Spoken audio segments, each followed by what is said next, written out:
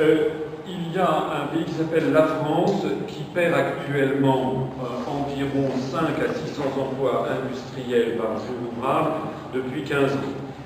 Tous les jours que Dieu fait, il y a 5 à 600 personnes qui basculent en dessous du seuil de pauvreté.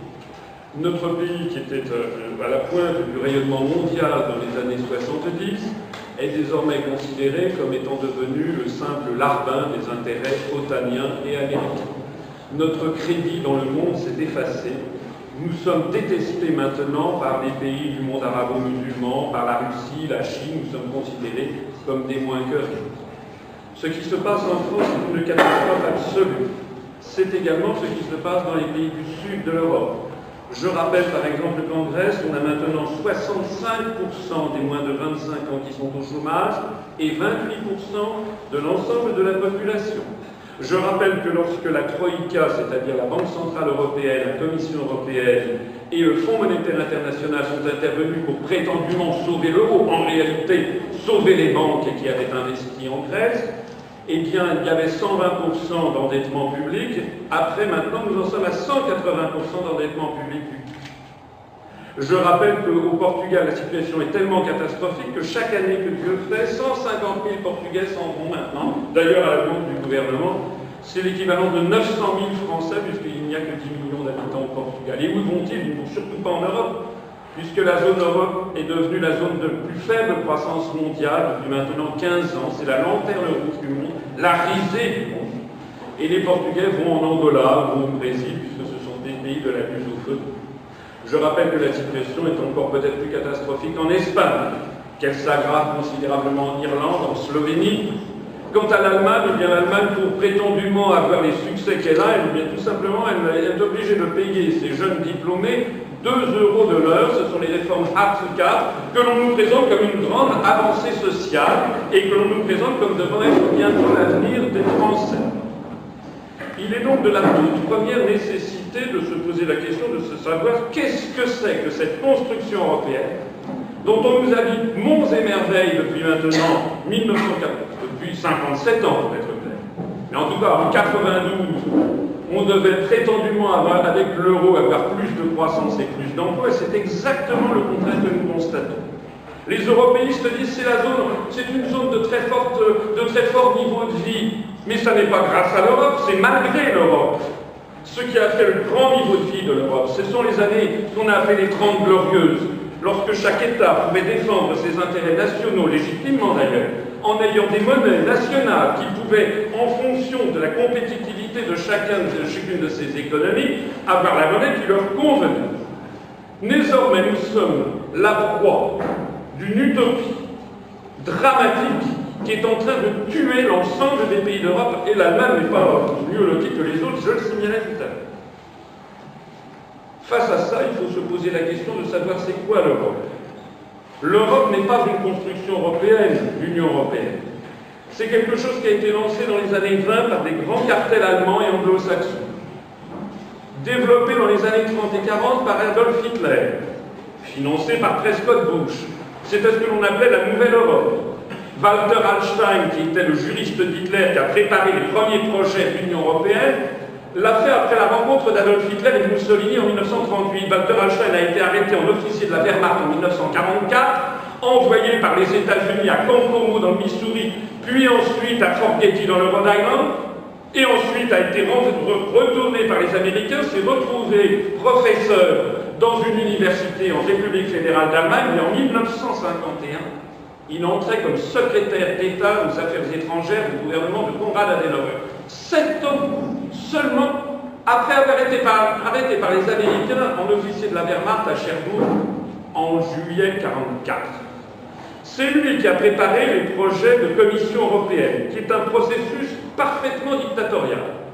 On ne peut pas avoir de démocratie européenne puisqu'il n'y a pas de démos. La démocratie, c'est demos kratos, le pouvoir du peuple. Si vous n'avez pas de peuple européen, vous ne pouvez pas avoir de démocratie européenne. Et ça a d'ailleurs été conçu comme tel. Un procédé, la Commission européenne est un procédé fondamentalement antidémocratique. D'ailleurs, ce Walter Hallstein a signé le traité de Rome avec Konrad Adenauer au palais du Quirinal le 25 mars 1957. Toutes les photos en témoignent. Et ensuite, il est devenu le Commission européenne. Nous avons maintenant un processus qui est entré dans une nécrose terminale. L'euro est en train de mener tous les peuples à la ruine. J'entendais dire tout à l'heure que l'on ne pouvait pas vivre dans le monde si on n'avait pas un marché de 500 millions d'habitants. Qu'est-ce que c'est que cette histoire? Avez-vous déjà entendu, Madame Borderie, êtes-vous déjà allé à Singapour, qui a 4,5 millions d'habitants, et qui est donc comme la moitié de l'île de France, qui a un niveau de vie supérieur au nôtre et qui a un taux de croissance de 8% par an? Avez-vous déjà été à Taïwan? Avez-vous déjà été en Corée du Sud, au Vietnam? La réalité qui nous est imposée, c'est que les traités européens ont été conçus par une toute petite oligarchie qui a joué ses intérêts financiers contre l'intérêt des peuples. Et de ce point de vue-là, les banlieues, eh bien, ce sont des Français comme tout le monde. Vous êtes en train de subir tout ce que subissent les Français. Nous sommes sur une voie d'appauvrissement généralisé. Je voudrais signaler notamment que ce que l'on appelle la mondialisation inévitable n'est pas inévitable et n'est pas du tout symétrique. Nous avons dans les traités, parce qu'à chaque fois que je débat avec les européistes, j'entends toujours les mêmes histoires. Je voudrais une Europe ci, je voudrais une Europe ça. Voilà, c'est comme si je vous disais à vous, messieurs, votez pour moi, je vais vous faire vous marier avec Beyoncé. Et vous, mesdames, je vais vous faire vous marier avec Brad Pitt. Mais vous rirez, pourquoi vous riez? Parce que vous savez que je n'en ai pas le pouvoir. Et bien vous devez rire de la même façon à ce que viennent de vous dire mes prédécesseurs, parce qu'ils n'en ont pas le pouvoir. Parce que les traités européens sont ficelés. Parce que l'article 63 du traité sur le fonctionnement de l'Union européenne interdit toute restriction aux échanges de capitaux. Et c'est pour ça que nous perdons une usine par jour. C'est pour ça qu'actuellement toute notre richesse est en train de partir pour aller s'installer dans des pays à très bas coût de salaire. Savez-vous que les pays qui réussissent, la Chine, les pays d'Asie du Sud-Est dont je parlais, la Russie, n'ont pas accepté justement cette totale liberté des mouvements de capitaux de l'article 63. Savez-vous que jamais nous ne pourrons revenir sur cet article parce que c'est là-dessus que vivent le Luxembourg, la Grande-Bretagne ou les Pays-Bas? Savez-vous que l'on ne peut pas changer les traités puisqu'il faut l'unanimité de tous les États pour changer les traités? Donc toutes les paroles dont on vous baisse, ça fait 35 ans, 35 ans que l'on vous promet une autre Europe, vous allez encore voter ça. Vous allez encore repartir pour 5 ans avec une autre Europe. Nous, ce que nous disons, et j'en aurais terminé, ce que nous disons, j'ai créé un mouvement politique le 25 mars 2016, le jour du 50e anniversaire du traité de Rome, pour dire que quand ça ne va plus, ben ça ne va plus. Et puis on tire sa révérence. Nous nous proposons, et nous sommes le seul mouvement politique français, à proposer au peuple français ce que je disais d'une façon un peu ironique, une trithérapie. Sortir de l'Union européenne, nous en avons le droit. C'est l'article 50 du traité de l'Union européenne qui est interdit d'antenne à la télévision à la radio. Vous avez sans doute remarqué que M. Denis Père de nos citoyens passe constamment dans toutes les télés des radios. Moi, jamais. C'est bizarre. C'est très bizarre. Il y a une autre chose que nous voulons faire, c'est sortir de l'euro. Et de ce point de vue-là, je peux vous donner la litanie du nombre de prix Nobel d'économie de tous les pays du monde qui disent qu'il faut sortir de ce bazar au plus vite.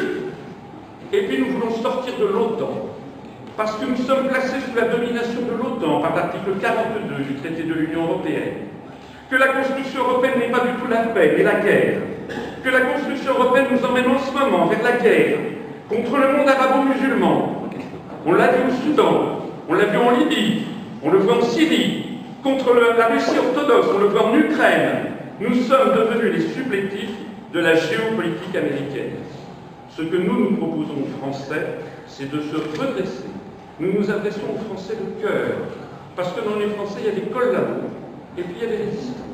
Nous nous adressons aux Français de cœur, nous avons un mouvement politique qui croit tout à lui, bien que interdit des médias de grande diffusion, uniquement par les réseaux sociaux, par Internet, et je signale d'ailleurs que notre site upr.fr est devenu le premier site, ou le deuxième, ça dépend des jours, le plus consulté de tous les partis politiques français, tout simplement parce que nous ne vous prenons pas pour des imbéciles.